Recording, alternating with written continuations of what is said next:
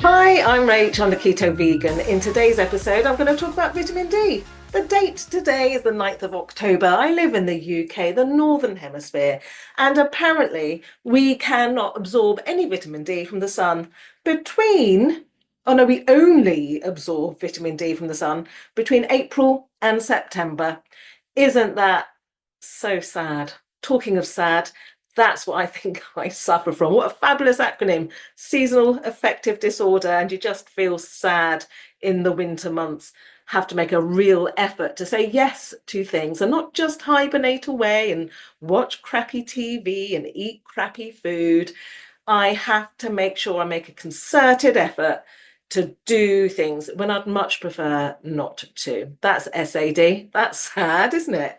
Okay, so I belong to the Vegan Society, and once in a while, at least once a month, often more often than that, Katie, who sends me, because I'm an advocate, Katie sends me some information, and this week it was about vitamin D, and I thought that is perfect.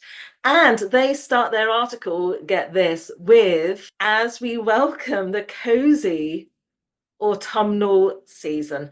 I don't find this cozy, I find it cold and shivery. And working from a home, it means I might have to put the heating on. In fact, I've got a blow heater up in the loft, which I shall get down from the loft. Okay, so that means I don't have to turn the whole heating on in the whole house. And this is a new house. I've not turned the heating on yet. Don't even know if it works. And what I realized in my space downstairs, I've got this extension at the back, and I'm kind of in the middle room here. It's where I do my therapy and my marking and all of this sort of stuff, and my podcasts. I've got one radiator at the end, which is in the lounge end, and that's got an open fire, not an open fire, log burning stove. So anyway, I'm going to have to get the extension changed and everything. So I'll get some heating in there when that happens next year. It will be blow heaters that are very economical. When I bought them a couple of years ago, I made sure they were really economical. So I should be getting those out or wrapping myself in blankets. Anyway, let's get back to vitamin D. What am I going to let you know about today? Can you overdose on it? How much should you take? Are the supplements that you buy vegan? So, what supplements do you use? Or what supplements should you use? Quite a while ago, when I realised that I needed vitamin D in the winter because I was suffering from SAD, a little bit sad, and I heard that vitamin D is really important. Nowadays, there's much more information out there about it. I hadn't really known. I mean, this was a few years ago when I was a vegan, though. And so I did my research, being a good vegan, making sure that this hadn't been tested on animals and it was vegan friendly. I looked at a pack, I can't remember what the brand was, and it said vegetarian.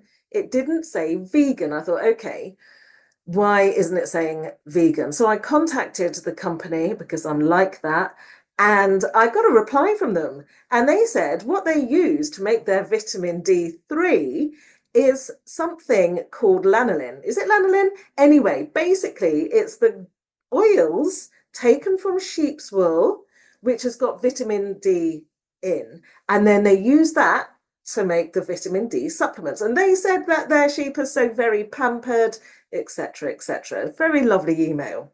Anyway, having done further research, I found this website. I've got the link below. And basically, they've shown a photo of this sheep fat, this sheep grease, and what it looks like. And then it gets modified and emulsified or whatever, and then into a little hard tablet that we then consume.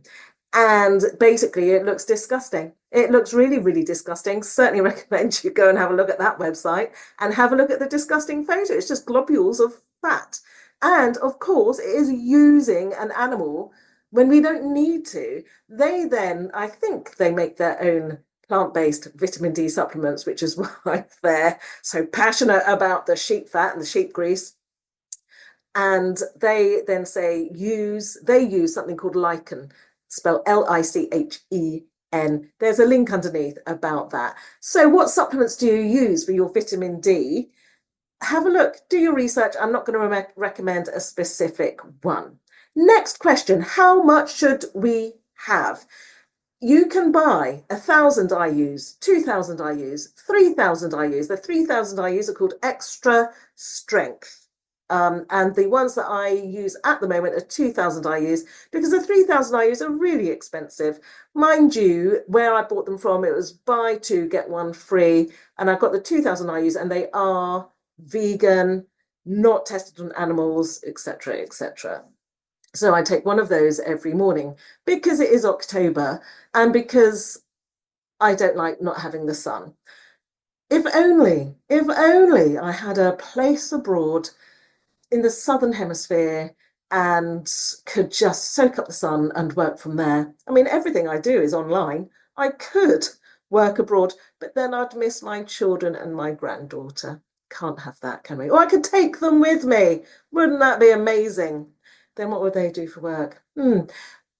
I'm digressing. What a surprise. Okay, so we now know don't don't buy sheep fat wool, whatever.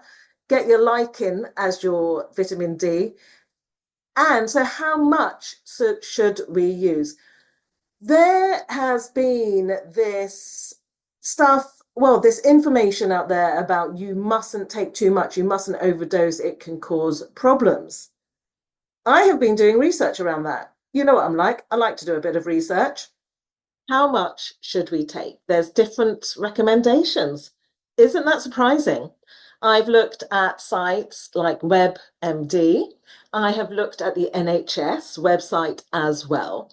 What I found highly interesting, a little amusing from the WebMD website, is they say that in the summer, vitamin D is absorbed into the skin and stored in fat, which is then released when we need it. And I thought, that's great. I should have plenty of vitamin D stored.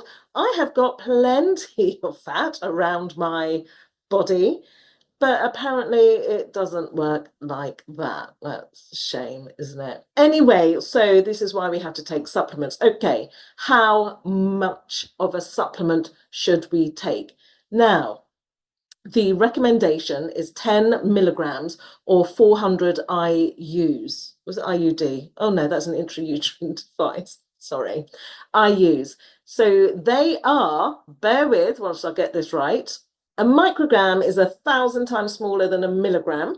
You probably see it in IUs. That is international units, and there are 40 international units per 1 microgram. 10 micrograms of vitamin D is the same as 400 international units, IUs. I'll come back to how much, and there was a little bit of controversy out there around how much. What happens if we don't take vitamin D, if we don't have enough in us? Quite a few things, actually. You can start to feel tired. You can come susceptible to different kinds of cancer. You can have problems with absorbing calcium in your bones. So that will lead to weak bones. And as you get older, then that can cause bone breakage and so on if you fall. This is why having vitamin D is so very important, because you cannot absorb calcium in your body unless you have vitamin D. They work together. One way of getting enough vitamin D is spending 20 to 30 minutes in the sun every day between April and September, or depending what hemisphere you live in. If you're in Australia, for example, you are advised by the government, I think, and correct me if I am wrong, but when I went there in 2019, before COVID, I was told that all Australians were telling me, you've got to wear factor 50, Rachel. You've got to wear factor 50. I'm like, no, I want to get brown. I want to feel that sun and get the benefits. I want all that vitamin D. And what they told me back then, and I've done a little bit of research, is that they have to take vitamin D supplements, all that sun.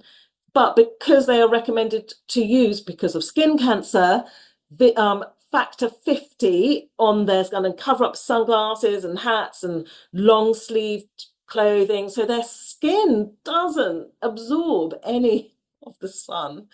And if their skin is exposed, it's got factor 50 on it, and then reapplied. And so there were lots of people suffering from vitamin D deficiency in Australia. I was a little amused by that, but it's a big problem, especially because the ozone layer, how long is it since you heard about that? Was wholly over Australia. And it was really dangerous. The sun was really dangerous for people, skin cancers and so on and so on.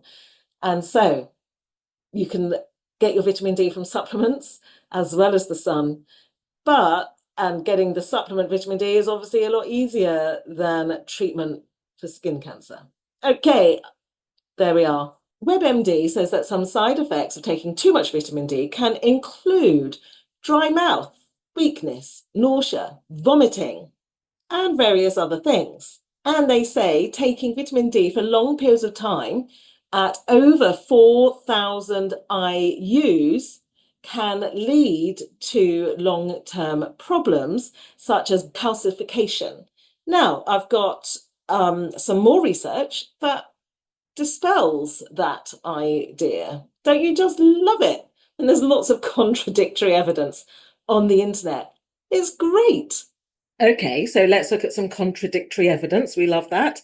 Dr. Eric Berg, he has got quite a few shorts, as in videos, on YouTube and things like that. And he says that the reason people think that over 4,000 IUs of vitamin D a day are dangerous for you is because back in the 40s, they were giving people, I'm just going to check this, 200,000 to 300,000 IUs of vitamin D a day to help counteract rickets. But then what they found was this calcification on the kidneys and also around the heart. You'll have to watch the link for his clips underneath. And so in the 50s, and also because vitamin D, they realized vitamin D was so good for you, they would fortify dairy products. This is in America, I think. I'm sure it was. He's American. And so in the 50s, children were starting to develop these problems with their kidneys and this calcification around the heart. Now, why were they using so much vitamin D? Because it really helped get rid of inflammation, and it was really working. Now, in the 50s, they found that these children were having these problems with this calcification because, as I've said, vitamin D is necessary for calcium to be absorbed into the in the body. If we don't have vitamin D and if we don't have enough calcium, then our body takes calcium from our bones, and we don't want that. It leads to brittle bones and bones that are easy to break. Okay. What happened then? So in the 50s, this fortification of vitamin D in your dairy products was banned in Europe. And this is where this idea that too much vitamin D is really bad for you came from. And it's funny, isn't it? It's about like that MMR vaccine, that false research that he got together. He falsified his research with the link between the MMR vaccine and autism. It was absolute nonsense. And look at the damage that he did. Anyway, I'm going off on one again. Back to the vitamin D issue. Later on, these children that had this calcification around their kidneys and the heart valves, they found that they had this really rare genetic disease called Williams syndrome. And it was those children, so he says, that developed these problems. Now, this is all on the website Mayo Clinic. Yeah, the Mayo Clinic. Sorry, had to check there. And so because of that, this is now the knowledge that people have around vitamin D. Now, he says that in his video, he says that if you have 50,000, it's an awful lot, isn't it? To 100,000 for months to years, it would take that long for that amount of vitamin D to become toxic. And this toxification can lead to hypercalcemia. I think that's how you say it. There's too much calcium in your body, which can lead to kidney stones. He also says that one way to prevent kidney stones is to drink, I think he said 2.5 litres of water a day. He says that if we are vitamin D deficient, and if you're only taking 1,000 to 2,000 IUs a day, it can take up to 4 months to reverse that vitamin D deficiency in your body. So I think his message is take lots of vitamin D. I am not recommending that. There's other research out there, all the other websites that I found, every other website that I found about how much says 3,000 IUs, international units a day is the maximum recommended. Maybe 4,000 IUs a day is absolutely max. He is not saying that. He's saying that you can take much more than that. Do your own research. Do not overdose on these things without finding out first. And another thing that I found very interesting, this Mayo Clinic research paper that he referred to, I looked it up, and yes, it is there. And there's a link to this underneath. But also on the Mayo Clinic is something about detoxification of vitamin D, this answer to a question on the same website. So even on the same website, there is contradictory advice. So this other article on the Mayo Clinic is written, it's an answer. The question was, let me just read this. What is vitamin D toxicity? Should I be worried about taking supplements? And the answer is from Catherine Zaratsky, RD, LD. So she says that vitamin D toxicity, also called hypervitaminosis D, is a rare but potentially serious condition that comes from excessive amounts of vitamin D in your body. And she says you cannot get excessive vitamin D from the sun. That is not possible, but you can get excessive amounts of vitamin D from the supplements that you might be taking. She says the consequences of this vitamin D toxicity can lead to nausea, vomiting, I think I've said these before, weakness, frequent urination as well, and maybe bone pain and kidney problems. And that's because of the calcification that happens around the kidneys, too much vitamin D, too much calcium buildup. She does say, though, that 60,000, we're not talking 4,000, 10,000, 60,000 IUs of vitamin D a day is too much. That can lead to toxicity. But she says sometimes that people do have that amount of vitamin D given to them because they've got massive different vitamin D deficiencies, but that is under the care of a doctor in a hospital to treat severe vitamin D deficiency for a short period of time. So that will be very much under careful monitoring. Don't start going and taking a whole pack of your 3,000 IUs of vitamin D a week. Do you know what I mean? Let's be sensible about this. Where do we get vitamin D from other than a supplement? If you don't fancy taking supplements because you hate swallowing pills, mind you, the vitamin D supplements I've got, they're tiny, tiny, tiny. You can swallow them without any water. Not that you'd really want to, just get that caught just right there in the throat, wouldn't you? Now, good sources of vitamin D, the NHS says, and guess what? How much of it is vegan? Oily fish, red meat, egg yolks, fortified foods, such as cereals and fat spreads, stuff like that.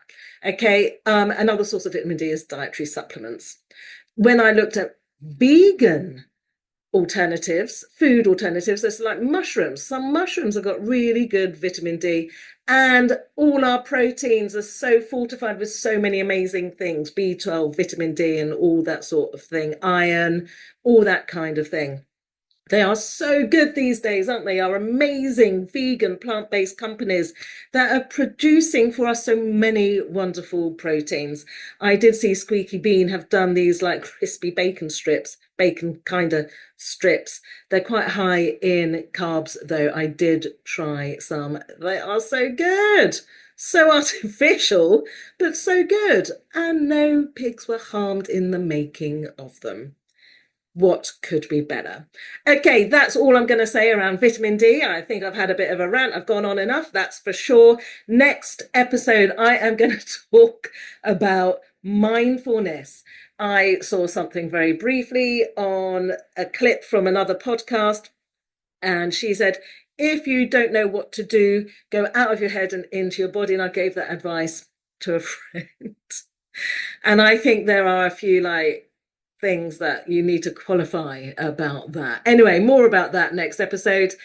Please hit subscribe, please follow, leave comments, and like this episode.